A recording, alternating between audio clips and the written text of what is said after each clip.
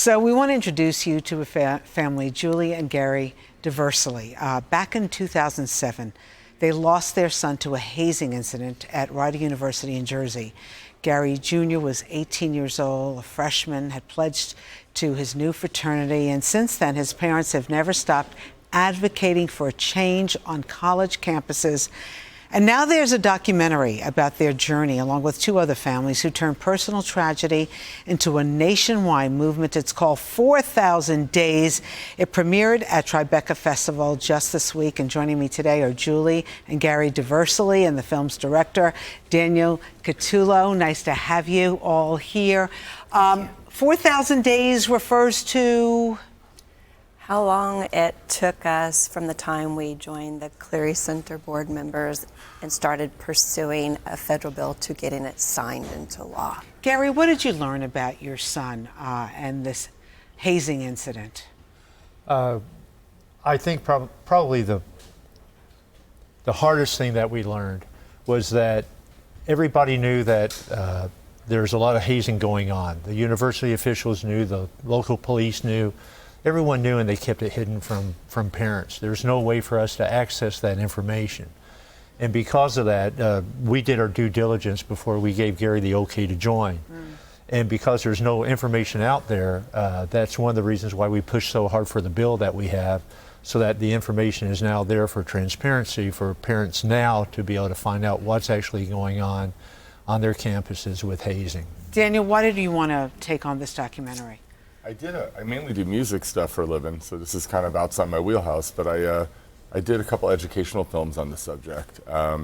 And so many parents started reaching out to me saying this is a much bigger problem than most people know. And as I did a deeper dive into it, I realized how bad this was. So I felt like someone needed to step up and shine a light on this. And then for their story, I wanted people to see what heroes they are. What they do is remarkable. If I lost my son, I couldn't go out and talk about it every day. Julia, how did you find the strength to do this? Gary deserved it. He deserved it. All parents have the right to be comfortable when they send their sons and daughters away to college, to let them know that they can explore all the things that they want to do and pursue their dreams and be safe and not be fearful of being hazed to death. Yeah, Gary, I mean, you hear about Greek life, the initiation process, or a sporting team. Sometimes the team at school, there's some kind of process to be involved. What happened to your son? It was Big Little Night, and which is one of the deadliest nights ever. And he was brought up to his big brother. They went through a ritual, and then he was given the family drink. And in his case, with his big brother, that was citron vodka. And he was given that bottle to drink, and he was required to drink it. After he drank the vodka, he succumbed to the alcohol effects. And instead of them calling for help and getting him help, they put a backpack on him, put him on a futon, and left him to die. And it wasn't till after he had succumbed to the effects that someone noticed that there was a problem. And by then it was too late. And so we got the police pounding on our door at 2 o'clock in the morning, and we got that awful phone call, and we had to fly across the country from Long Beach to Ryder with our other children. Emily was 13 and Noah was 11. And we had to say goodbye to Gary. I'm so sorry. Thank you so much for sharing your story with us. Daniel, what do you hope people get out of seeing this documentary?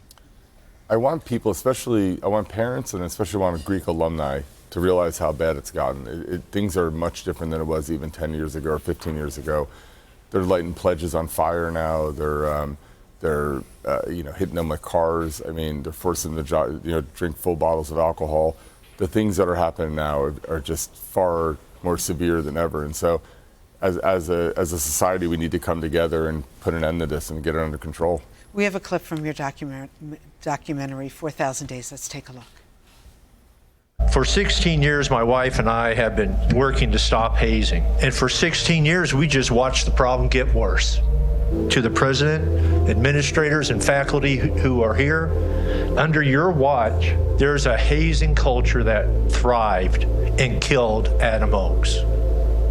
If you just make a few cosmetic changes, if you don't understand that you have a serious problem, it's going to happen again. Sadly. We can see this documentary again. There's another showing at the Tribeca Film Festival Sunday night, 9 o'clock at the Village East by Angelica. And then, Daniel, what do you think? Are we going to be able to see it on one of the streaming? I hope so. If anybody's watching, we're looking for distribution. But we're doing the film festival circuit now. We're at Jersey Shore Film Festival on Tuesday, and then we're in LA at Dances with Films on the 24th. Does it really hurt you to see that really not much has changed in the hazing situation at colleges and sometimes high schools? So for us, when Gary was killed in 2007, that was the beginning of it escalating tremendously, and it's continued. With our bill, the Stop Campus Hazing Act, we're going to start getting data on it on October 1st. The annual security report that all institutions where students receive financial aid have to have it published, and they have to include hazing. And they're all using the same definition for Clery crime statistic gathering.